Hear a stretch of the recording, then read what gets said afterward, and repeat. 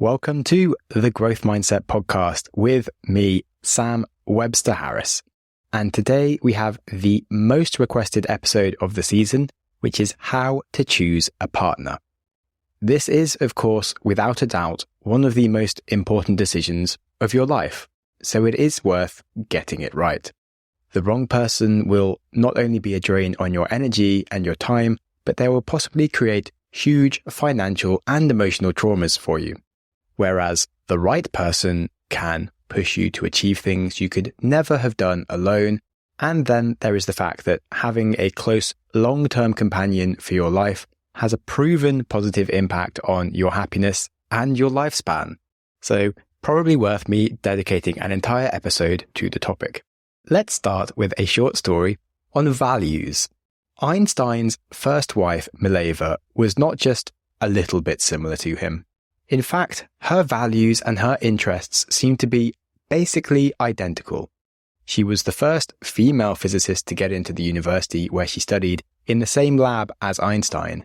She was an outsider used to challenging beliefs to get her ideas adopted. She was incredibly smart, and she even helped him write some of his most famous work. They genuinely did explore the limits of physics and human knowledge together. This marriage didn't work out. In fact, it was a spectacular failure.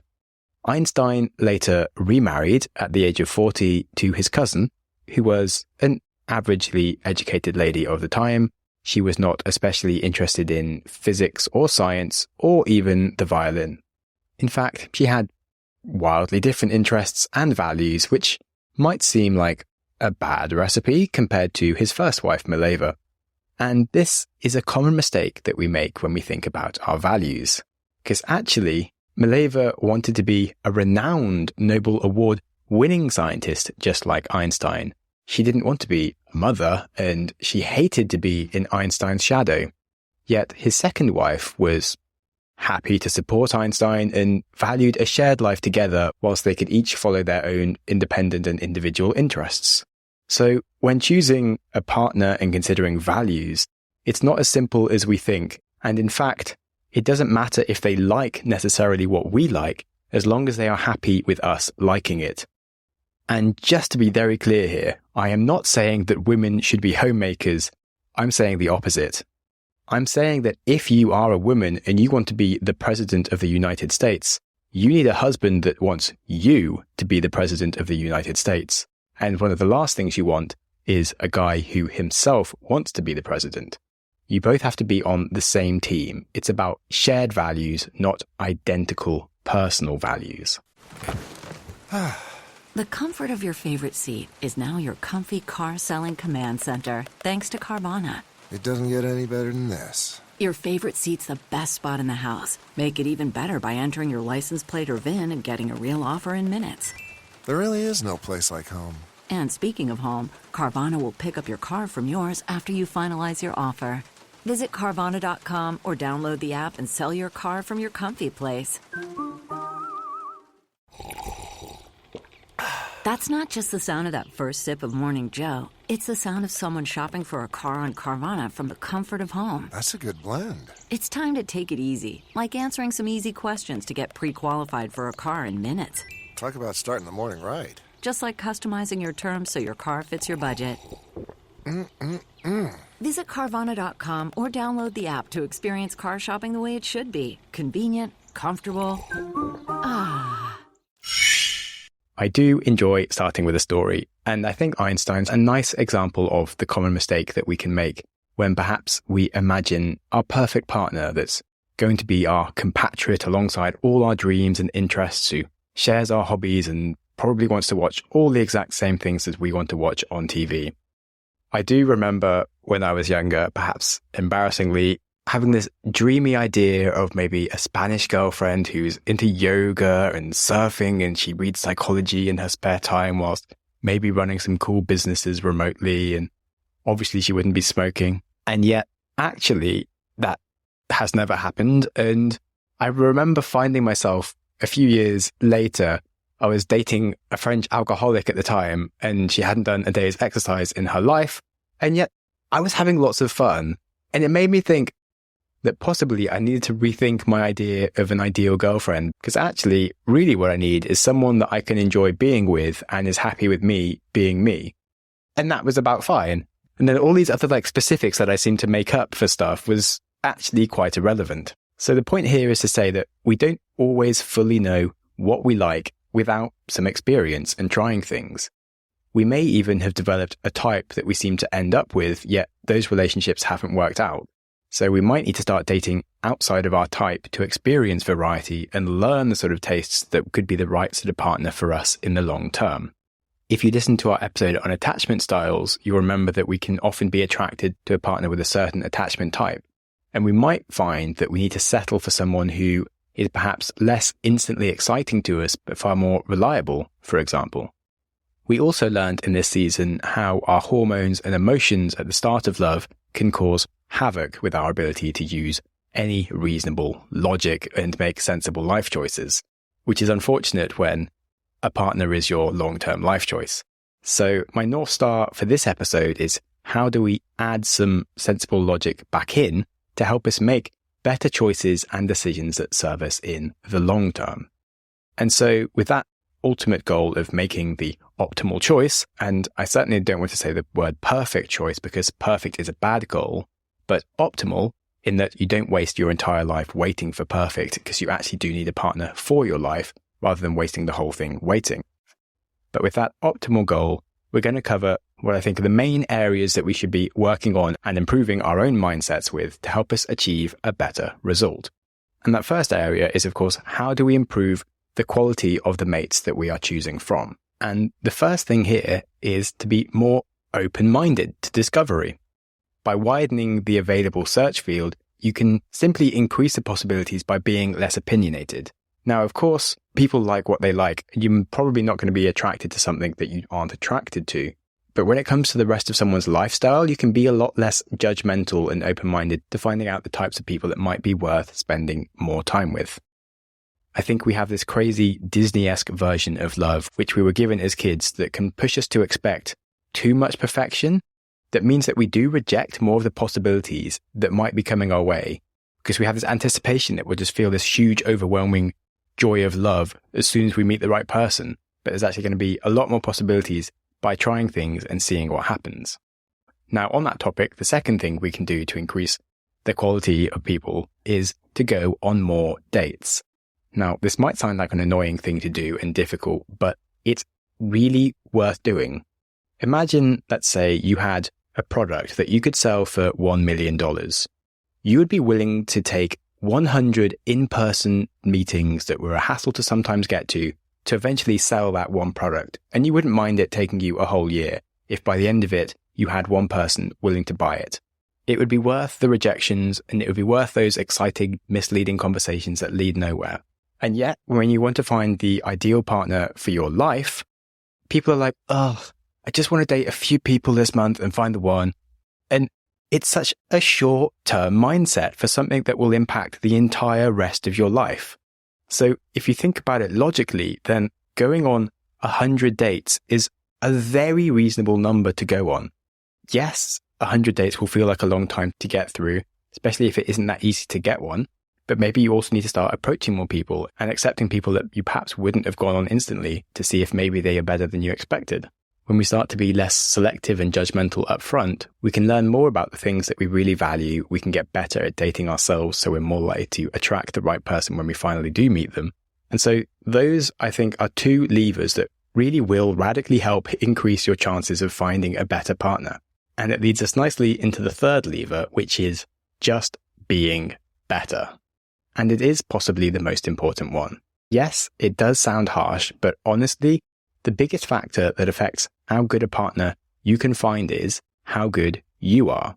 And you'll see many people who are like, when I find the right person, they will really see me and they'll just love me so purely for who I am, even though I can be, lazy and I'm not fit and I don't always follow through on commitments and I have been unfaithful, but it wasn't completely my fault. And I don't always pull my weight, but they'll see me deeply and so deep and they'll just love me. And people want some perfect person for them without doing any heavy lifting from their side to be a better or even perfect person themselves. Even if you don't think you relate to that, the point is there's still actionable advice for anybody that wants to go on dates. If they want to add a few points to their attraction levels, they can still become a better person. Whether that's aesthetic, like income, style, or physical health, or whether that's personality, like being an uplifting person to be around that people just want to spend time with. These are both huge areas that will make better people want to date you. And it'll be so much easier to make a better choice when you have better options. Now, I could be here for hours discussing how you could then improve yourself in all these manners, but that's what the entire podcast I run is for, so just go and listen to the rest of that. The important point here is the concept that your own value is going to massively impact what you can give to others and how much easier it will be to find a reliable and loving partner by improving yourself. And now that I've uncovered those important hard truths that you just have to accept, we'll go through some mistakes and bad advice that you often hear so that you'll have a better chance of securing the right person before we then address the signs for what to avoid and how to know that we are on the right path with someone. So, mistakes. Number 1, don't go shopping when you're hungry. You know the crap that you come back with from the supermarket when you're starving and you can't think properly at all? Well, it is the same in relationships. In the episode I did about the paradox of loneliness, we spoke about the value of becoming independent and knowing ourselves before we are able to be successfully interdependent. And the reason that I beat that topic to death is that you have to make peace with yourself and be content with who you are and where you are. Otherwise, if you go dating and you take someone out of desperation, that won't solve anything for you in the long term anyway, because that person will start to cause you more problems than they're solving. Big mistake number 2, trying to change your partner. You've probably heard this a million times, and you will probably need to hear it a million more times. But you can't change people, and you need to be happy with them being the same person that they currently are for the rest of their life. The difficulty here is in wrapping our heads around the weird conundrum that actually we are all continuously changing, and one of the hallmarks of a healthy relationship is helping each other change and grow for the better. But regardless, you must expect that their personality and their interests will not change to be something you prefer, and they might even change to be something you prefer less. And you simply need to be able to accept them as they are and to be supportive of the areas they may or may not want to improve without any expectation and especially no requirements. Mistake number 3, waiting too late for hard conversations. Now, you will probably have some important things for you in your life. Maybe you want to travel the world.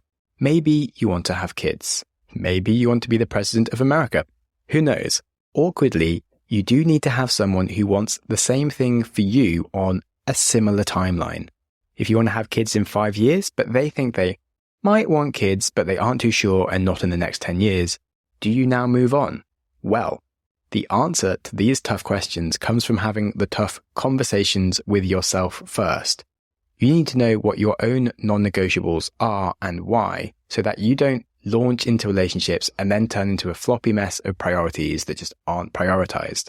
And once you work those things out, you know who has some long-term potential and who doesn't instantly, and you don't need to waste your time or the time of others. Mistake number 4, and that is confusing chemistry with compatibility. As I've said, our hormones can fire like crazy when we first start dating someone who is a bit exciting, and we can blast past all the warning signs, which inevitably come out much later. And I'll talk about those a lot later in the episode. But firstly, whilst we're on the topic of how to make good, sensible life decisions for your life, one of the best decisions I have made is to start taking Magic Mind. Their delicious and incredibly easy to take shot of matcha tea, L-theanine, bacopa, ashwagandha, and 10 other brain superfoods has not only made me remarkably perkier, it has helped me reduce my caffeine intake to the point that I barely drink coffee when I have Magic Mind around, and I feel more focused all day long and I sleep better. Their highest quality ingredients are backed by science, and it is genuinely worth a try.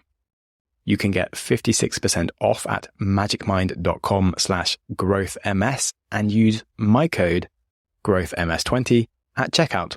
They offer you 100% money back guarantee if you don't feel the benefits, so there's nothing to lose. That is magicmind.com/growthms to invest in your brain and get 56% off using the code growthms20 at checkout. Details are in the description. Okay, before we move into how to screen out those people that seem great but in the long term won't be, I have a few myths to bust from terrible dating advice that's out there. The first one is that you only meet weirdos online. That is actually not 100% true. Sure, there are some weirdos online, but there are lots of really great people on dating apps. My best friend even met his wife, who is lovely, on dating apps. And if you want to make your life easier for yourself, it's totally worth a try. It's a way that you can get exposed to more potential partners and experience different types of people. And yet, there might be some dud dates. But honestly, if you are trying to find an incredible person worth spending the rest of your life with, I don't think it's that much of a sacrifice. Myth 2. When you meet the right person, you'll know straight away. I already alluded to this, and love at first sight is just mostly attraction and lust because you really don't even know the person at this point. I think movies like The Notebook are just idolize this weird fantasy of some really hot person being willing to jump off a Ferris wheel if you don't go on a date with them. And it's so absurd if that person doesn't even know you.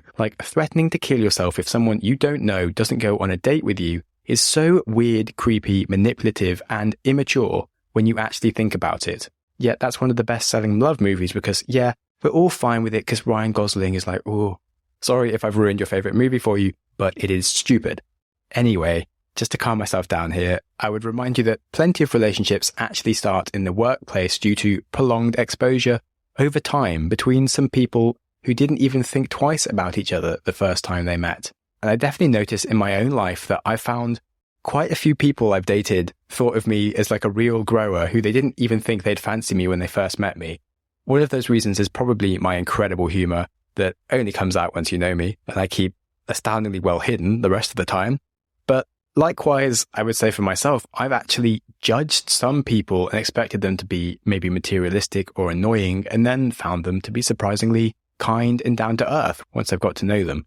So love at first sight is really dumb and won't help you find love in the slightest. And I think one of my favorite rules that might change your life is to always have a second date. It just reduces the pressure on that first date and it allows you to get just a much better idea of each other. You can be less interview checklisty and more playful and relaxed. And some people can also be crap at first dates. And they might actually be the diamond in the rough that you're looking for. Because when you think about it, someone who is really good at impressing other people straight away, they probably have lots of choices. They're probably going to be hard to keep down. And there's probably some things in what they're saying that isn't genuine. Anyway, that was a long point. Myth 3. You should play hard to get. Again, stupid. Deliberately not texting back quickly or trying to show that you aren't interested. It's just a childish game that no one needs to play. Now, sure, don't creep someone out with incessant stalker behavior, but if you like them, let them know. Certainly don't ignore their calls or wait days to text back. It just comes across like you're avoidant and uninterested, and in today's connected world, it's not worth anyone's effort chasing someone who isn't bothered about them. I think there's this really bad advice that men like women that are hard to get, and also vice versa. But it's a misinterpretation of the fact that we like people who are selective. It's attractive to be choosy, but then it feels really special and warm when we are chosen. But playing hard to get sends the message that I don't like you and I'm better than you, rather than I'm really choosy, but I do choose you. That's the message you do want to send. And then if for some reason you have sent the I don't like you, I'm better than you vibes, it's really worth thinking if you want to date someone that continues to pursue you after you've sent those signals, because it might be that the people that move on after you've started behaving avoidantly, they are going to be the secure individuals that you want to date, and it's the ones that bother to chase you who are the very people you want to avoid. Myth number 4, put your best foot forward. Now, this means giving a false idea of yourself, like trying to monitor your behavior to create a good impression to achieve the prize of a relationship. It doesn't work because they aren't dating you, they are dating an impression of you. and you need someone that wants you to be well. Now, of course, first impressions matter, and I certainly fart around my girlfriend way more now than I did on our first dates, slightly, and it took at least 6 months before I knew she could even fart. But farting aside, you still want to try and create emotional intimacy early in the relationship, and that means sharing flaws and things that you're embarrassed about, and then finding out that they could still love you despite these facts, because no one is perfect. But if your partner can accept you as an imperfect human, that means love is possible between you. If they are only presented an idealized version of you that doesn't have any worries about money or family, if you pretend to be knowledgeable and interested in a topic that you don't care about, there's a problem. Like, I personally hate football. If I dated a girl who was into football, I could read up on the latest scores, I could talk about the psychology of the greatest football managers, but that might give the impression that I want to watch football every weekend, and she's going to be disappointed when I really don't actually want to do that. It would be stupid.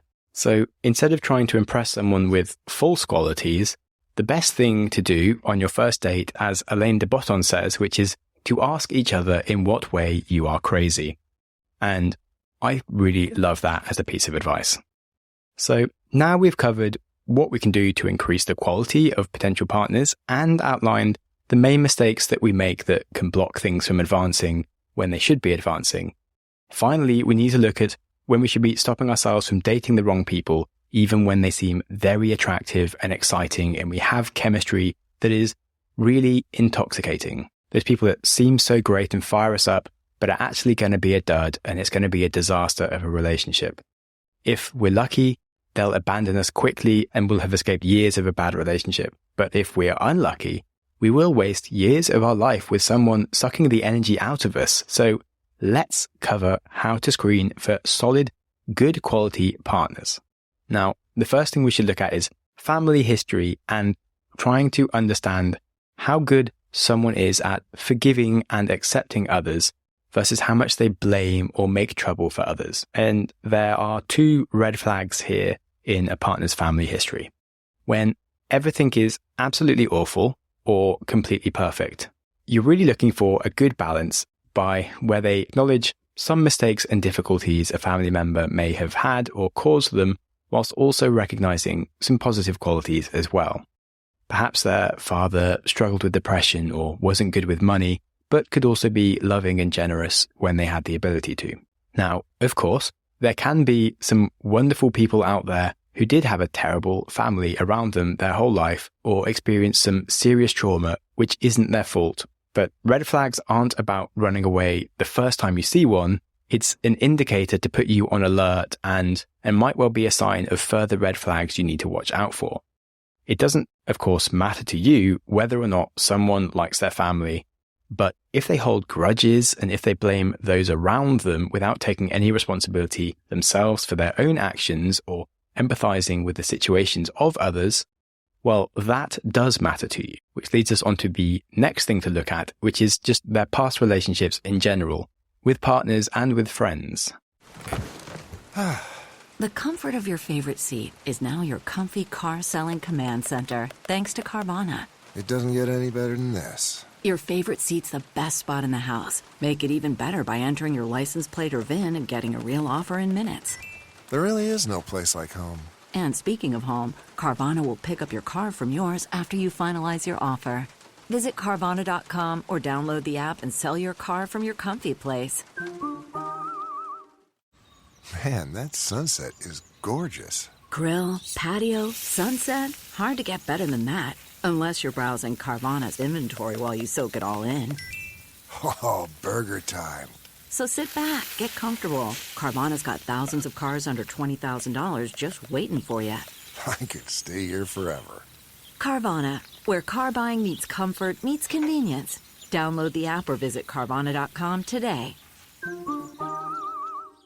You want to find out what kind of friendships they currently have and how many long-term friendships they've actually been able to maintain. Like, do they still have friends from school? Most people who are kind and caring are able to maintain at least a few long-term friends over many years. And you want to be worried if you're talking to someone who indicates how they always get let down by others. This would show a serious lack of trust in people that you shouldn't be trying to fix and should probably be avoiding. Furthermore, can this person take some responsibility in their own failed romantic relationships, or at least acknowledge why that partner wasn't right for them, perhaps due to incompatibility terms or their own lack of judgment? Like, what you really don't want to hear is someone saying purely derogatory terms like, she was crazy or he was a total narcissist, just complete full-on blame with no acknowledgement of the fact that maybe they weren't the perfect partner either. We can all look very unappealing to the other person in the relationship by the end of it, and so it's just not probably the whole truth. The reason a relationship ended was entirely due to one person. It's again a warning sign that you need to be watching. Now, the third thing to look for is how they handle anger. You can't simply ask someone if they're a calm and nice person because they'll say yes. But you should watch their behavior when things don't go their own way. Let's say something goes wrong in a restaurant or their phone app isn't working. In life, and especially in relationships, we're going to have to handle disappointment, and things won't go our way all the time. If they become stressed or blameful and not very nice to a waiter, for example, that's not a good sign. The way people act with others when they're stressed will say a lot about how they will act with you one day. And in life in general, I think how people treat waiters is a fairly reliable mark of what they're like. And it can also be a good indicator of the next sign to watch out for, which is generosity. According to a long-term study at the University of Virginia, generosity is the number one key to a good relationship. And I don't mean generous by just tipping waiters or buying you a drink or your dinner. I mean, do they help, support, and teach others at work? Or do they take all the glory for themselves? Do they let other people out in traffic? Essentially here, are they interested in helping improve the lives of others in a realistic day-to-day level? Because someone might say that they really want to change the world and they're interested in improving their lives, but they'll be a dick most of the time. But they'll validate it because their plan is to eventually become a billionaire, where they'll one day build hospitals and libraries and cure diseases. But you want someone that's going to be a generous person today in your relationship now.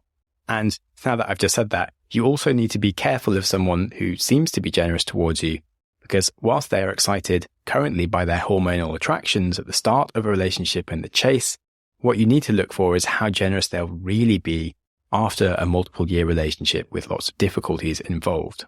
Now, the fifth thing to start looking for is just how full their life is.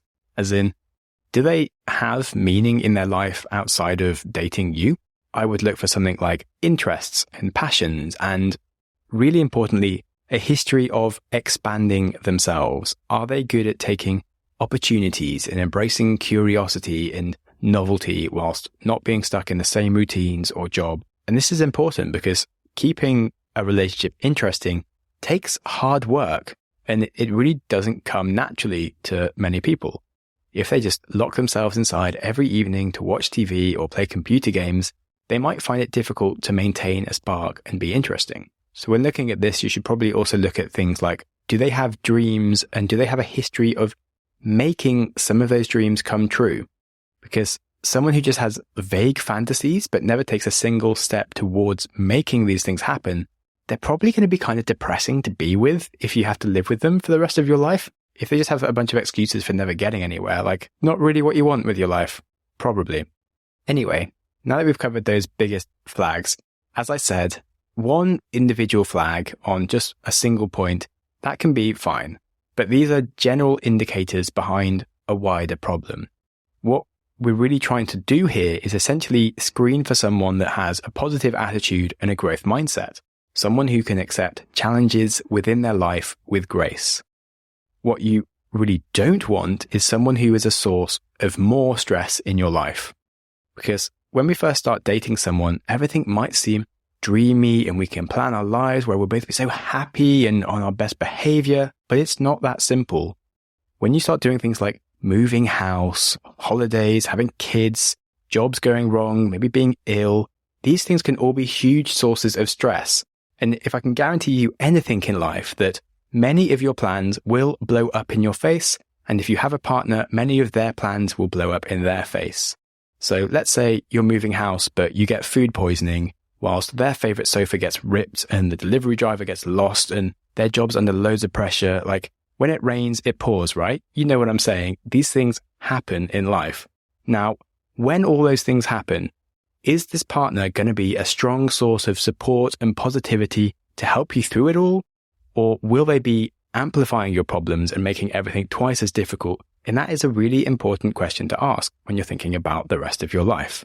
So that's why we screen for positive personality traits now, because they will all come out. And now my geeky side is excited to mention something called the optimal search theory.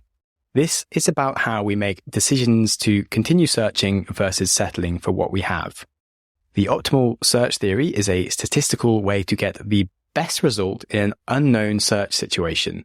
It works perfectly for dating as much as it does for finding the best strawberry in a field. Essentially, you need to decide how long you have to search for. So let's say you want a partner and you have a maximum endpoint of like in 10 years time, because that's when you want kids. You should allocate then the first 30% of your remaining time to searching, dating around and having like small dates, relationships, perhaps 6 months, even a year. And you're trying things and learning about life and learning about what you like. Then after that 35% mark, you'll move into settling mode. That means you continue searching, and every partner that you find that isn't as good as someone you've had before, you move on immediately. You don't date them for more than a few weeks. And then as soon as you find a partner who is better than everyone you have dated so far, you settle with them and you put everything into that relationship. Now, of course, this rule is from statistics, and you might well find the perfect partner on day one, and you should probably try and stick with them. So don't blindly follow the recommendation of like searching for 3 years if you have 10 years before having kids, etc. But the point of this mental model is that the average person will probably get the most benefit from choosing a partner using a framework similar to this. And I think it's funny that this was just identified using purely maths without thinking about emotions or maturity.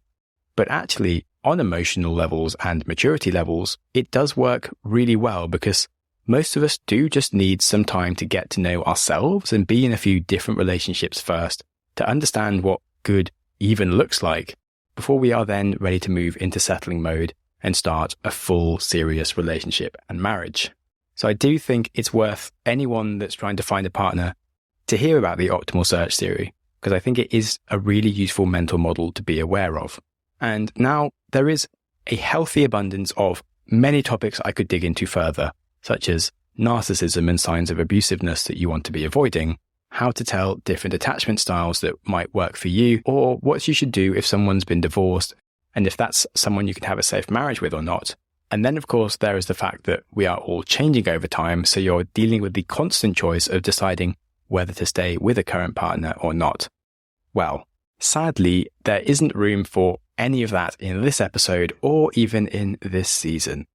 But interesting questions to have to hand going forwards for the future that I'm sure I will look into at some point. And I am delighted to now be finishing this season on relationships. But if you do personally have any questions that you feel have been unanswered, let me know and I'll do an Ask Me Anything at some point for sure. If you enjoyed this episode, please do share it with someone who you know makes terrible life choices, because they'll really need to hear this. I've had lots of fun doing this season, and thank you for all the suggestions as we've gone through it.